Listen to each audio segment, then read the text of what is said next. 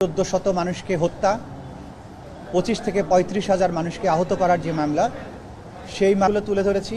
International law, international বিভিন্ন regulations, customary international law এবং বাংলাদেশের লয়ের আলোকে জুলাই আগস্টে সংগঠিত যে মানবতা বিরোধী অপরাধ, এটা যে ওয়াইড স্প্রেড এবং সিস্টেম্যাটিক ছিল এবং আসামিরা তাদের জ্ঞাতসারে এই অপরাধগুলো করেছিলেন এবং কতটা নিষ্ঠুরভাবে গোটা রাষ্ট্রযন্ত্রকে ইনভলভ করে এই অপরাধগুলো সংগঠিত করা হয়েছিল, সেই বিষয়গুলো আমরা একটা একটা করে আদালতে তুলে ধরেছি। আন্তর্জাতিক আইনের নজিরগুলো তুলে ধরেছি। এই জাতীয় ট্রাইব্যুনালের যে সমস্ত জাজমেন্টগুলো আছে কমান্ড রেসপন্সিবিলিটির ব্যাপারে, জয়েন্ট ক্রিমিনাল এন্টারপ্রাইজের ব্যাপারে, ওয়াইড স্প্রেড এবং সিস্টেম্যাটিক হওয়ার ব্যাপারে, ফর্মার যুগোস্লাভিয়ার যে আইসিটি আর রুয়ান্ডা ট্রাইব্যুনাল, আইসিসি, এগুলো বিভিন্ন আদালতের সিমিলার ডিসিশনগুলো তুলে ধরে দেখিয়েছি যে আমাদের এখানে সংগঠিত অপরাধগুলো ইন্টারন্যাশনাল আইন অনুযায়ী তার কী পর্যায়ে আছে এবং সেগুলো ক্রাইমস অ্যাগেন্স্ট হিউম্যানিটি হওয়ার ব্যাপারে সেগুলো যে কোয়ালিফাই করে সেগুলো তুলে ধরেছি।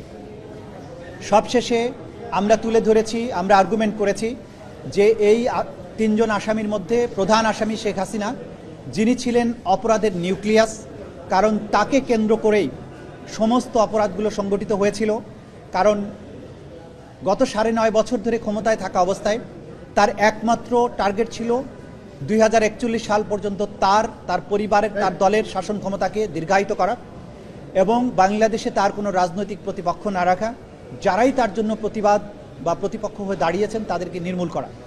জুলাই আগস্টে যখন কোটা বিরোধী আন্দোলন একটা যুক্তিসঙ্গত দাবিতে সংগঠিত হতে শুরু করলো, নিরস্ত্র কোনো রকমের হুমকি তৈরি করা ছাড়া একটা সিভিলিয়ান মুভমেন্ট, সেইটাকে দমন করার জন্য রাষ্ট্রের সকল রিসোর্স ব্যবহার করে, অর্থাৎ সকল পুলিশ বাহিনীর সকল সদস্য, বিজিবি, আনসার, গোয়েন্দা সংস্থা এবং কখনো কখনো সীমিত পরিসরে আর্মিকেও ডিপ্লয় করা হয়েছিল, যদিও সেনাবাহিনী সেই হত্যাযজ্ঞের সাথে সামিল হয়নি।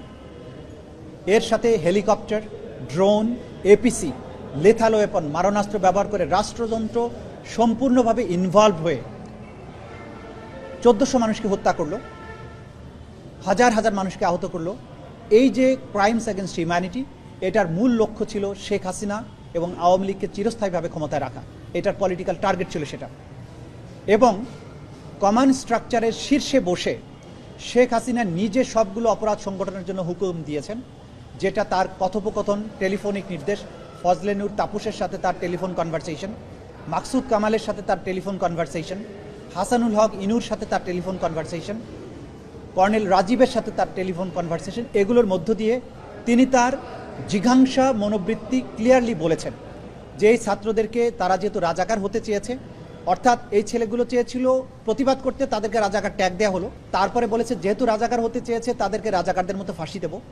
তারপর বলেছে ইংল্যান্ডে ছাত্র আন্দোলনকারীদের হত্যা করা হয়েছে, আমি এদেরকে হত্যা করব। এরপর লেথাল ওয়েপন ব্যবহার করে তাদেরকে উপর থেকে হেলিকপ্টার দিয়ে ক্লিয়ার করা, অর্থাৎ তাদেরকে হত্যা করে নির্মূল করার নির্দেশ দেওয়া হলো। বম্বিং করার কথা বলা হলো, প্যারাট্রুপার নামানোর কথা বলা হলো। হসপিটালে গিয়ে তিনি বললেন এদের আহতদেরকে চিকিৎসা যেন না দেওয়া হয়, তাদেরকে অন্য জায়গায় যাতে রিলিজ নিয়ে গিয়ে ট্রিটমেন্ট করতে না পারে, এখানে ধুকে ধুকে মারা যায়, সে ব্যাপারে যে নির্দেশনা দেয়া, যেটা আমরা শুরুতেও বলেছিলাম, সাক্ষীদের মাধ্যমে প্রমাণিত হয়েছে। তার এই জিঘাংসার মনোবৃত্তি এবং তার পেছনের যে চরিত্র, সেগুলো তুলে ধরেছি। ঘটনা ঘটার পরে বাংলাদেশ থেকে অপরাধ সংগঠনের পরে পালিয়ে যাওয়ার পরেও ভারত থেকে তিনি ক্রমাগত এই আন্দোলনকারীদেরকে তিনি হত্যার হুমকি দিয়েছেন। যারা বিচারিক আদালতে এই হত্যাকাণ্ডের বিচার চেয়ে মামলা করেছেন তাদেরকে নির্মূল করার কথা বলেছেন, তাদের বাড়িঘর জ্বালিয়ে দেওয়ার কথা বলেছেন। বোঝা যাচ্ছে যে হত্যাকাণ্ড, এতগুলো মানুষ মেরে মানবতা বিরোধী অপরাধ করার পরেও তার মধ্যে ন্যূনতম অনুশোচনা নেই। তিনি একজন হার্ড নট ক্রিমিনালের ভূমিকায় অবতীর্ণ হয়েছেন। সুতরাং এই ট্রাইব্যুনালের মামলায় তিনি যেহেতু সকল অপরাধীদের প্রাণভোমরা ছিলেন, সুপার স্ট্রাকচারের, সকল স্ট্রাকচারের উপরে অবস্থান করতেন, তিনি অপরাধের নিউক্লিয়াস ছিলেন, তাকে চরম দণ্ড এই আইনে যেটা আছে সেটাই দেয়া শ্রেয়। যেহেতু অন্তত যদি প্রত্যেকটি হত্যার দায়ে একবার করে মৃত্যুদণ্ড হয়, তাহলে 1400 মানুষকে হত্যার দায়ে অন্তত 1400 বার মৃত্যুদণ্ড হওয়া উচিত। কিন্তু যেহেতু হিউম্যানলি এটা পসিবল না, অন্তত তাকে যদি একবার চরমদণ্ড না দেওয়া হয়, এটা অবিচার করা হবে। আইনে মিটিগেটিং ফ্যাক্টর বলে একটা কথা থাকে, যে তার কিছু কর্মকাণ্ড যদি এমন হয় যার প্রেক্ষিতে আদালত বিবেচনা করতে পারেন এই ভালো কাজগুলো তিনি করেছেন, তার শাস্তি কমানো যেতে পারে। কিন্তু শেখ হাসিনার ব্যাপারে আমরা দেখিয়েছি যে তার মিটিগেটিং কোনো ফ্যাক্টর নেই, প্রত্যেকটি ফ্যাক্টর হচ্ছে অ্যাগ্রেভেটিং ফ্যাক্টর। অর্থাৎ যে কোনো ফ্যাক্টরকে যদি বিবেচনা করা হয় তাহলে দেখা যাবে তার অপরাধের তার শাস্তির পরিমাণটা বাড়ানো দরকার, কমানোর কোনো সুযোগ নেই। সুতরাং তার ব্যাপারে আমরা বলেছি যে তাকে চরম শাস্তি দেয়াটা উচিত এই আইনের এই বিচারের মধ্যে। দ্বিতীয় আসামি আসাদুজ্জামান খান কামাল, তিনি গ্যাং অফ ফোরের সদস্য ছিলেন। তার বাসায় বসে এই হত্যাকাণ্ডর পরিকল্পনা করা হয়েছে, ড্রোন মোতায়েনের সিদ্ধান্ত হয়েছে, হেলিকপ্টার মোতায়েনের সিদ্ধান্ত হয়েছে, এবং তিনি নিজে গ্রাউন্ডে গিয়ে গিয়ে দেখেছেন সঠিকভাবে হত্যা করা হচ্ছে কিনা। তাকে ভিডিও দেখানো হয়েছে, তিনি বলেছেন যে গুলি করি, তাকে যখন বলা হয়েছে যে গুলি করি একটা মরে একটাই যায়, বাকিরই যায় না স্যার, অর্থাৎ তিনি জানতেন যে গুলি করে মানুষ মারা হচ্ছে, এবং সেই মারার বিষয়টা ভিডিওতে দেখানোর পরে তিনি তাদেরকে আরও ফার্দার কিভাবে মারা যায় সেভাবে ডাইরেকশন দিয়েছেন, তাদেরকে শাস্তি দেওয়ার, তাদের প্রতিরোধ করার কোনো ব্যবস্থা করেননি। এর বাইরে তিনি সাংবাদিক সম্মেলন করে শিশুদেরকে যখন মারা হচ্ছে, 233 জন শিশু মারার বর্ণনা আছে, সাংবাদিকরা প্রশ্ন করেছেন, তখন তিনি বলেছেন এরা শিশু না, এদের বয়স বেশি হয়ে গেছে।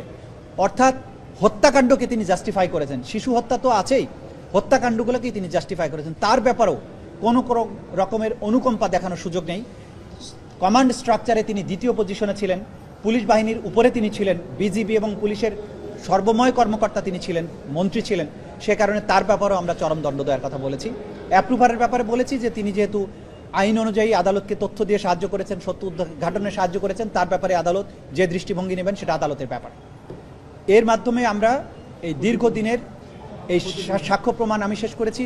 ক্ষতিপূরণের ব্যাপারে বলেছি, যেহেতু যারা শহীদ হয়েছেন তারা হয়তো কেউ পরিবারের সবচাইতে ব্রাইট, তারা পরিবারের আলোর প্রদীপ ছিলেন, তাকে কেন্দ্র করে পরিবারগুলো স্বপ্ন বুনেছিল ভবিষ্যতে পরিবারের দায়িত্ব নিতেন তারা।